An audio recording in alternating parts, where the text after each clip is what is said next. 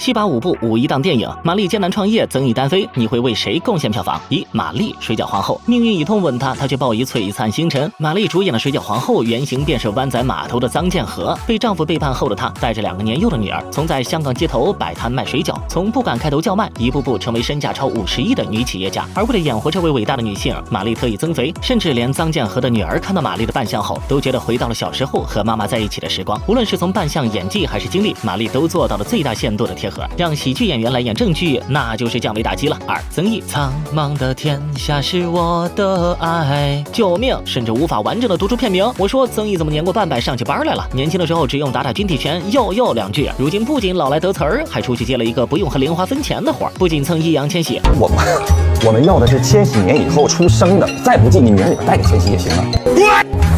这个符合，我是湖南益阳，然后我是千禧年以后出道，易烊千玺。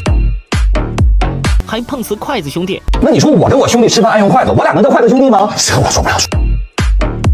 易烊千玺不是哥们儿，筷子兄弟，你知道做不了主。易烊千玺的时候也没见你问我意见呢，已经开始想笑了咋整？3、白客大封杀，这真的是天崩开局呀！白客一觉醒来天塌了，好不容易当回警察，结果带着一老一小碰上了44个满级悍匪，而且每一个悍匪都是有原型的，单拎出来都是童年噩梦的存在。大封杀真的太敢拍了。4、张婧仪独一无二，谁懂啊？看到张婧仪这张脸就已经感受到青春的疼痛了。出生在一个听障人士的家庭中，作为唯一能听见声音的女儿，想要大胆的追逐梦想，却不敢迈出一步。有了懵懂青涩的情愫，却被父母打断，被束缚翅膀的鸟儿该如何飞向天空呢？5、刘德华猎金游戏，终于有部电影把金融圈背后的残酷真相拍出来了。刘德华饰演的金融圈大佬，随便动动手指就能赚得盆满钵满，但普通人却赔得血本无归，这便是股市的铁律。而欧豪作为初入金融圈的小白，原来就算是神，在金融圈也要从牛马做起，这精神状态像极了我被领导上课的样子。5一小长假，你会支持哪一部呢？